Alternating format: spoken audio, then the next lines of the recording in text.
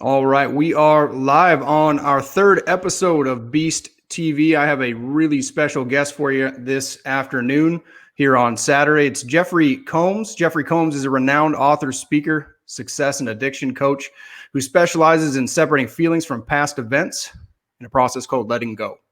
Jeff started his business, Golden Mastermind Seminars, 23 years ago. Since then, has coached over 12,000 clients and 60,000 one-on-one coaching hours. Absolutely phenomenal. Jeff has published 5 books, including a #1 Amazon best-selling list, and been featured on social media publications, magazines, and platforms like Radio, Fox, ABC, CBS, and Lifetime. Jeff is available for one-on-one coaching as well as keynote speeches, podcasts, Zooms, Facebook Lives, and now LinkedIn Lives. Thanks for being on the show, Jeff. Thank you very much, Ryan. It's my absolute privilege and pleasure to be here with you. Now, I know you are in beautiful Wasilla, Alaska. Is that correct? Yes, sir. God's country. It is God's country. When I see you do lives there, I see people like, oh, my God, because it is God's country. So I do have some history with Wasilla. I coached your brother-in-law. Is that right? That's correct. Wilfred Fernandez, who is an exceptional real estate professional. So I had the privilege of coaching Wilfred 4 years ago. So, Ryan, I want to thank you for having me on your LinkedIn Live here today. Thank you for allowing me to be in this space with you today. You bet. It's our pleasure. And I know your time is very limited and valuable today, as always. So I would really love our listeners to know a little bit about your background. We've discussed in previous meetings that you've been through a lot of challenges in life and were able to persevere and overcome. Can you really kind of give us a frame and a background? Yes, Ryan, I'd be honored to. And I also want to endorse you for the entrepreneur and coach you are. And I will tell people that if they have not experienced a coaching session with you, I'd highly endorse you. A former Division I athlete, a father, a patriot, and a first-class human being, and also a man who really understands the discipline to be and stay successful. So if you haven't taken advantage of Ryan's one-on-one coaching, I highly endorse him. I'm Ryan's coach, and Ryan will be on stages with me in the future. So thank you, Ryan. A little bit about my background, Ryan, is I am the son of a Hall of Fame basketball coach. My parents are both educators. They both have master's degree. They both graduated from the same college, Northwest Missouri State University. And I played high school sports for my father in 2 different sports. I was an honorable mention all-state athlete in 2 different sports. I was a very good student, good athlete, but underneath all of that, by the time I graduated, I was a full-blown addict alcoholic. And I spent 18 to 31 wrestling with drugs, alcohol, sex, pathological lying, serial cheating, and a whole multitude of addictions that took me to rock bottom on 3 different occasions. I ended up bottoming out on the streets of Los Angeles when I was 31 years old, and then ended up on my parents' couch right back where I started. And that wasn't the end of the era. And then I had my last rock bottom at age 31 in Stockton, California, where I ended up in a county detox hospital for heroin and drug addicts. And I got clean and sober there in 1988, never drank or used again. So I'm coming up on 33 years of sobriety here in about a couple of weeks. So it's been a very interesting journey. I've been an entrepreneur all my life. I do have a college degree in radio and television, but I never really used that degree. I didn't have that passion. I wanted to be a business owner, a real estate investor. I wanted to be a millionaire, and I started chasing that dream. But until I could get clean and sober, I didn't have the focus required. I would go up and down, and then finally it was just all down. But once I hit sobriety, I really began to turn my life around. I had been introduced to religion, spirituality, personal development, self-improvement. Going back to the 1980s, I started listening to Jim Rohn and Mark Victor Hansen and Louise Hay. So I started to bridge the gap between the brain and the body early in my life. And I started to understand mind-body connections, cause and effect. And then I started practicing the simple discipline of letting go early in my recovery. And I later became a let go specialist. I'm one of the few people who really understands the inner skill and the mechanism of letting go, because letting go is a very, very challenging skill to master for most of society, but once mastered, it will change your whole life. No, it's terrific. We've got some, and thank you so much for sharing that journey with you. It's when you hear somebody with the same passion say that you've been on the path that you've been on for 33 years. I mean, it invokes emotional response. It's really, really great. Mark Bent-Covers joining us here live today. Great to see you, sir. And he says 33 years, woohoo, way to go, celebrate your success. He says, Jeffrey, you rock. Great stuff. Thanks for the comments. Thank you, Ryan, thank you for sharing me what other people are saying. Yeah, absolutely. It's I don't know if you can see it on the other end. So you are a let go expert, and you've introduced me to that author, Hawkins. David Hawkins. Yep. Could you offer insight on the specific skill of letting go?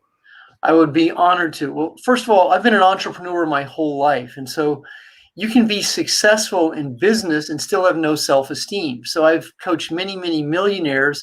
So even though they have the financial rewards, they don't have the emotional rewards to go with them. So that's the contradiction that many people live in. They live in the yin and the yang, the black and the white, the right and the wrong, and the good and the bad. Yeah. So letting go is the opportunity to scale consciousness. Now, consciousness means that you're aware, you understand, you know, you live in love, peace, and you begin separating your feelings from anxiety, fear, and doubt. So what hinders most of society and many, many good people with aspirations, they have the aspiration, but it's the inspiration that they lack. So they have a goal, but they don't know how to get there because they're unresolved issues from the past that they don't really understand. They continue to recreate a familiar feeling that creates a neurochemical high that keeps them emotionally addicted to anxiety. Anxiety is driven by a series of emotions. The emotions are anger, hate, resentment, guilt, shame, abandonment, rejection, overwhelmed feelings, grief, apathy, and pride. Those are the emotions that comprise anxiety. Then there's fear and doubt. Doubt's the space between anxiety and consciousness. Now that's where a lot of society lives. So that's why they'll go, this sounds really good, but I know I can do this, but that's the contradiction. That's what doubt is. So doubt's a foot on the boat, it's a foot on the dock, and that's what procrastination is. My #1 best-selling book that I sold to Career Press 12 years ago is called The Procrastination Cure, and that's published in 4 languages. That was a minor bestseller in every Barnes and Noble. So procrastination is avoidance, and unfortunately, that's what many people do. They have a good intention with a poor delivery because they don't know what to let go of. So if you don't know what to let go of, you will stay in a place called denial. Denial is, and then your sentence structure will be laced with words like kinda. Now you know this, Brian, kinda, I guess, and I don't know. The American populace speaks in a non-committed communication style, and so they'll say guess, kinda, which isn't even a word. It means kind of, but doesn't mean anything. And then many people even finish the sentence with I don't know. I mean, edifying that they don't know what they just said, which keeps them in an overwhelmed state. Now, letting go is it's not a trick, and it's not hocus pocus. You're in focus. Letting go is a skill. Now, once you start to understand the mechanism of letting go, it means there's an inner skill to it. So letting go requires you to separate a feeling from an event. So there's a neurochemical connection to an event that neurons wire to. Now, Dr. Joe Dispenza covers this. John Assaraf covers this. I've shared the stage with both of them on several occasions. Bruce Lipton covers it. Greg Braden covers it. These are some that Dr. John DeMartini covers it, and I cover it in depth. Now, they cover it. This is my specialty, is letting go. Absolutely. So if you don't understand why you do what you do, then your body will recreate a series of events to fulfill a feeling. So you'll attract the same situation or a similar situation over and over. You'll attract a mate, date, contractor, vendor, teammate, soulmate. You'll attract the same situation over and over to fulfill being disappointed. Now, as you begin to understand the cause that creates the effect, there's a chronology and a timeline to the events that shape a feeling. So if you were born in an accident and you cause conflict in the family, your birth causes conflict, or you're born into the birth order and you're the first child and you're never good enough, or you're the last child and you're babied, any multitude of situations in childhood, grade school, junior high, high school, any kind of trauma can create a feeling in your body that creates anxiety. Trauma, alcoholism, violence in a family, because what you start to do is your body starts to react to the stimulus. Your body starts to go into fight or flight. And then it creates a short breath syndrome, and many people hold on to these feelings, they hold on to the events, and they don't really understand why they do what they do. So they're just sleepwalking through life, recreating the same situation to fulfill the same feelings. Then they get to a place in life, it's called the law of the lid, Ryan. They reach a certain amount of money that they can't exceed. They reach a space in life that they can't exceed because they're not sure they can control the outcome. So they're holding on to that which is familiar. Now, the letting go is a skill. Now, when I say here's letting go is a two-part process. First of all, it's separating a feeling from an event. That's the first part of it. Then the second part is so you're not the mind-body connection to the events that shape those feelings. So once you understand the context of that, and that it's events that are either repressed, that means selectively forgotten. That's what a repressed emotion is. I don't remember, my childhood was a blur. Or the suppressed emotions are the one that you continue to recreate over and over and sabotage yourself. I coached a man today who he had 23 days of sobriety a month ago, and I was coaching him, and I suggested he not go to this dinner party. He went to the dinner party, got drunk, and got a DUI.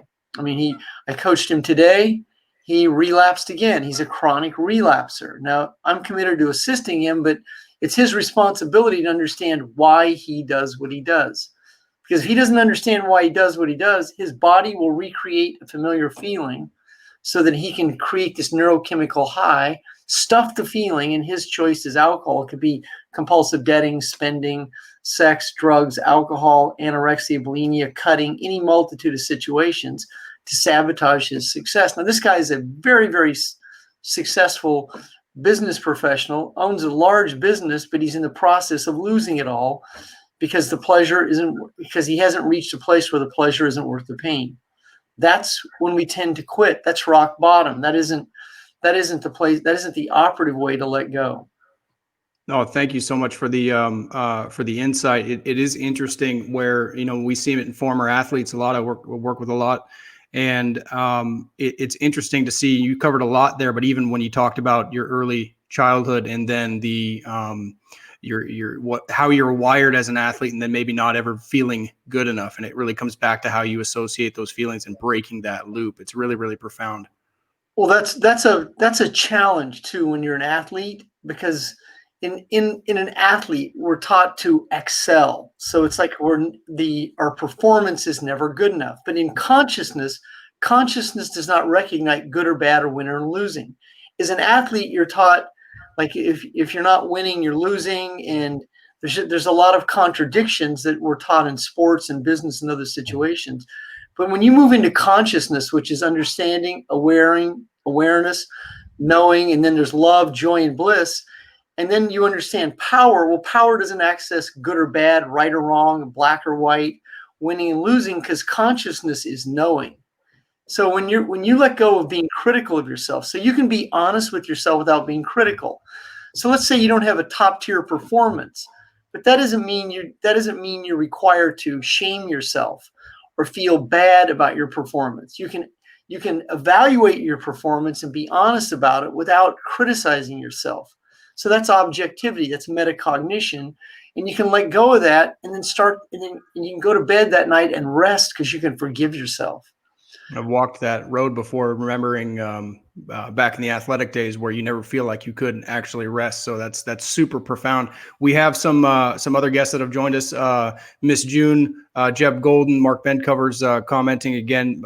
Jeanette says, Mark Bentover, good. Great to have be here, checking in with the LinkedIn family. Great interview, Ryan McMullen. So thank you so much for that, June. Jeb, good to see you. Thanks for the comments, Mark. Great to have everybody here. So we covered a lot there, Jeff. And could you, with what's going on in the world, could you really sum up for what advice do you have for entrepreneurs right now? That's a deep question. I've been studying.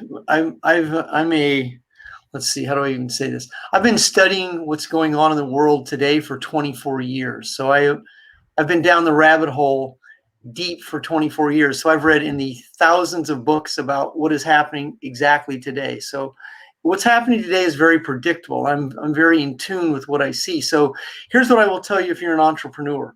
It's imperative that you start to create what you believe is a recession-proof business right now. So in California, where I live, restaurants are not recession-proof. I mean, they have a whole set of mandates. So whoever your governor is and whoever your mayor is can have an outcome on your business. So I suggest that if possible, you do your best to recreate what you believe is a recession-proof business at present. So that means that you teach yourself to be comfortable with whatever the situation is, because there's a lot of unpredictability, and you teach yourself how to adapt and adjust to that. No matter what happens or who wins the election, there's going to be commerce, there's going to be products and services that are sold, there's going to be goods that are traded, and your service and value, you can still place a value on what you bring to the free market. So it's going to be important that you're able to adapt and adjust as a business owner with what happens in the next 4 years, because there's just a lot of uncertainty in the world, and you want to be able to be certain in that uncertainty. You want to be certain in yourself. That's self-esteem, that you're good enough.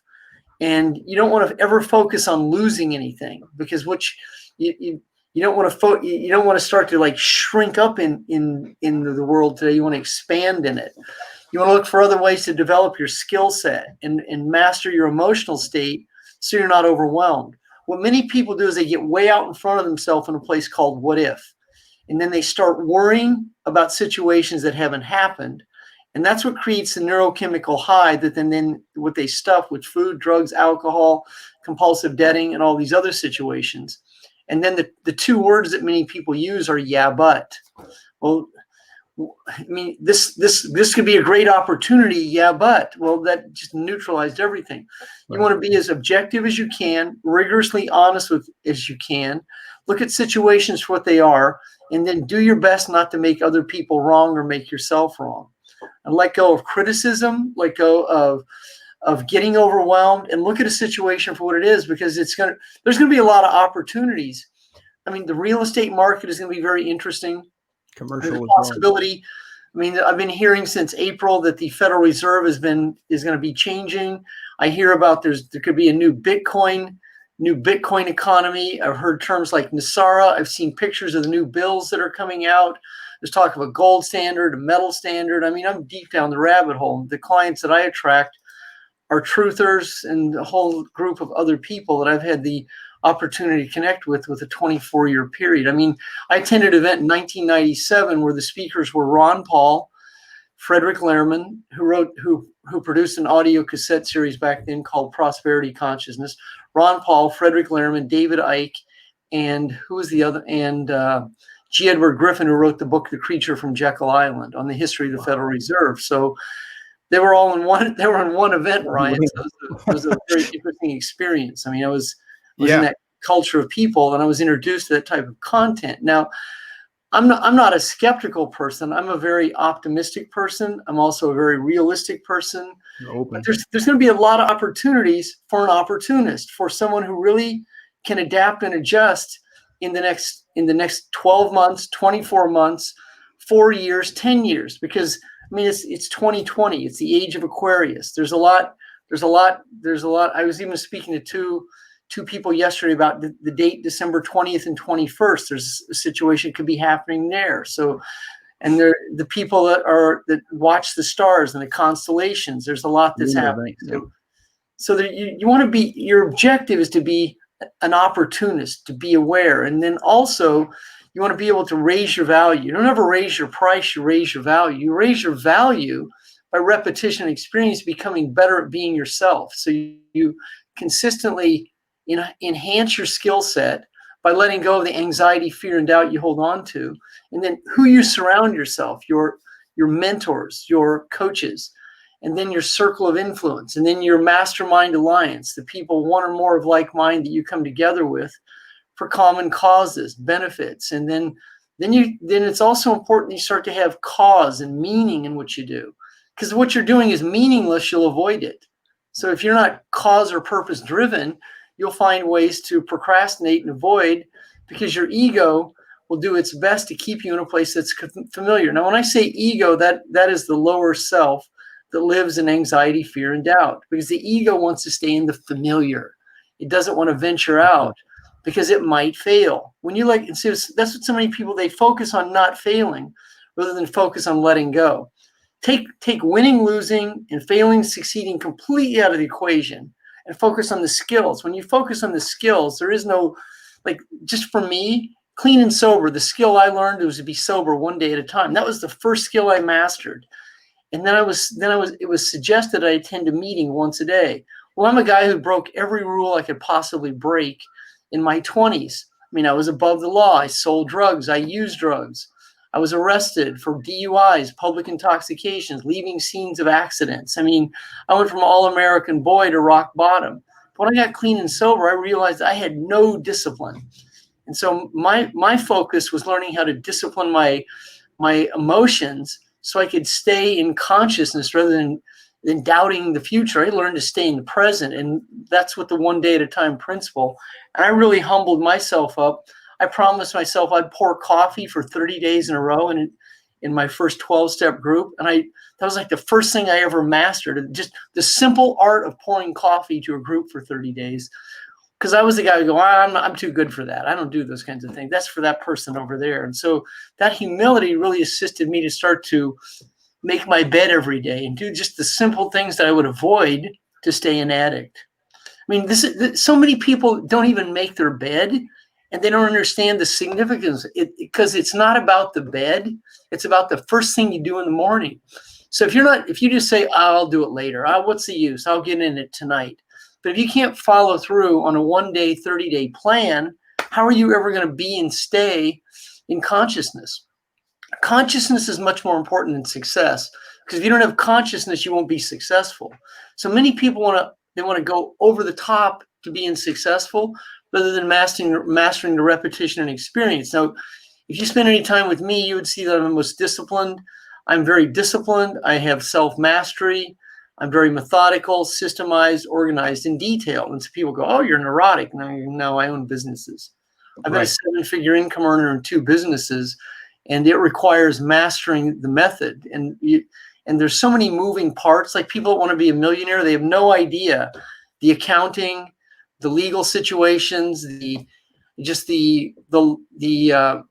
insurance policies, the taxes, running a corporation, the minutes, employees, and all the other situations that are required to be and stay successful.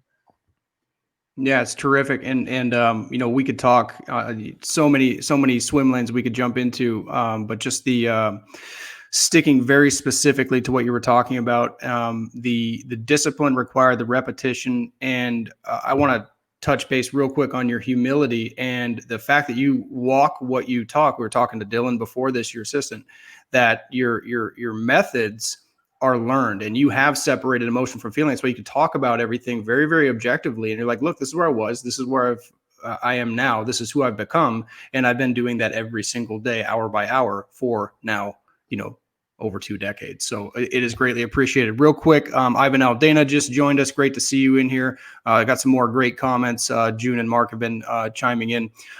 Jeff, I know that your time is valuable. We're at just about 25 minutes.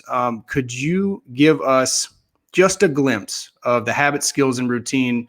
How important are those? And can you give just a couple tips if somebody's really struggling with that? You touched on making your bed in the morning. What are some things that maybe our listeners can do to really turn that around for themselves? All right, so I'll go back to here's 3 key these are just simple situations. First of all, you require a daily plan.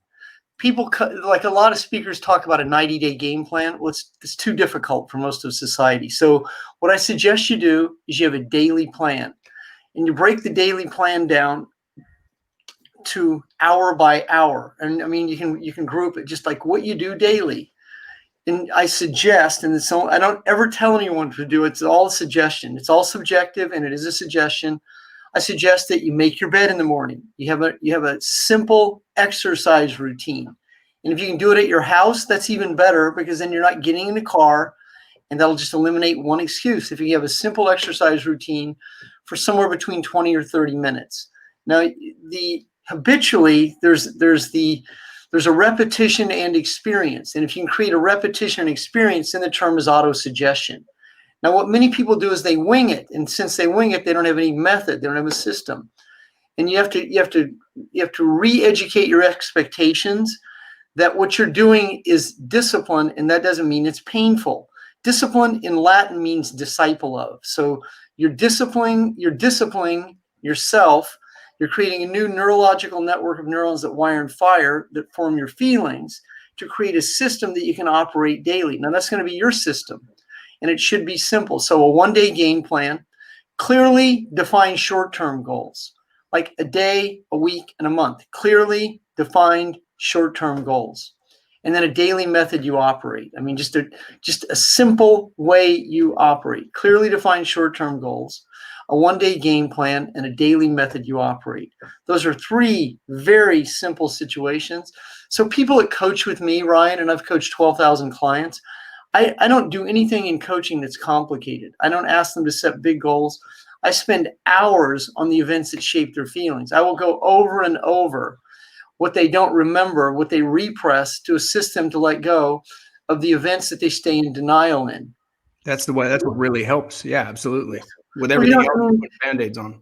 I mean, I'm doing a Facebook, or I'm doing a Zoom with Mark Victor Hansen. I've known Mark since 2004 on Monday. I'll introduce you to him.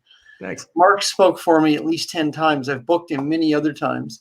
Now, Mark is a big goal setter. I'm a small goal setter. So I break. Yeah. And now Mark sold more books than anyone except Danielle Steele, he and Jack Canfield. Right. So, I mean, so you want to understand that a goal, there's a mechanism to a goal. But if your goal isn't clearly defined, then it's vague. And then if it's vague, you'll wing it. But you want to be able to see the outcome before you get there. Now, what does that actually mean? Well, seeing the outcome means there's a belief. So belief means a sense of certainty. Bruce Lipton wrote a great book about 10 years ago called Biology of Belief, which really breaks down, once again, the term neurochemical. So if you don't believe in your belief, then what you're doing, you're just wing it. Then that belief is a hope. But if your belief is clear, if you really believe in it, see, here's what people say to me: they want to live on a beach. Well, that's great. I mean, is that on a pond with sand? Is that on a lake with sand? I mean, where is that beach? And then do you actually have a vehicle that will create that kind of income to buy beachfront property with after-tax money? I mean, then there's the skill of creating the money. Now, Ryan, I own a museum, and that museum is filled with, people would call that a man cave. And I mean, I have autographs in it, pinball machines, I have cars and things like that. I'm on my way. I saw all that happen before it ever happened. That's amazing. I know exactly what the outcome was going to look like before I start. I have antique saddles in there. I have cars. And I had them all redone exactly the way I wanted to have them done. And some of them would take 2, 3, 4, 5 years. So there's also a word called patience. This is another situation. People start a business and they quit in 90 days because they have shiny object syndrome and they're not methodical enough. They won't put their ass in the chair. I invented an acronym called AIC. So I'm sitting at a desk right here. And if I ever do another Zoom or live with you, you'll see the same background, because I've been sitting in this chair for 22 years. The same desk that looks out that window with that same bookcase behind me. And I'll be here tomorrow coaching 12 hours tomorrow on a Sunday. People go, "Oh, you're crazy. All you do is work." And I go, "No, I own a business." Right. And a business requires the goals to match. I mean, you have to have the habits to match the goals. Now, if you have big habits, or if you have big goals and small habits, well, that's a recipe to be overwhelmed. Right. Phenomenal. Amazing advice. And I've seen and had the benefit of coaching with you and seen your repetition, seen your consistency. And I've even seen the photos that your assistant's taken of you in the chair and doing the work. So for that, and being a person who walks their talk, tremendous gratitude. And thank you for being on the show today. Now, I know you offer a free 20-minute coaching session for clients that are considering hiring with you. How can people in my network, how can people that are watching this get a hold of you and work with you? Well, I have a LinkedIn page. They can go right to my LinkedIn page. They can message me in LinkedIn with their phone number, and I'll get back to them within 24 hours. You can also find me on all the social media sites. I'm on Facebook, Parler, where else? Facebook, Parler, Instagram, and LinkedIn. So I have a LinkedIn following and a Facebook following. You can find me both there. Here are some of the books that I have written also, Ryan. They can find these on my website. This is The Breakthrough Factor. This is More Heart Than, this is More Heart Than Talent. That's the first book I wrote. Great book. This is another best-selling book, The Anger Factor. And then for entrepreneurs, I wrote a book called Psychologically Unemployable. And this is my newest best-selling book, The Breakthrough Factor. That was a bestseller on Amazon for 2 days and outsold Tony Robbins for 2 days. So that was a real accomplishment too, because I have tremendous respect for Tony Robbins.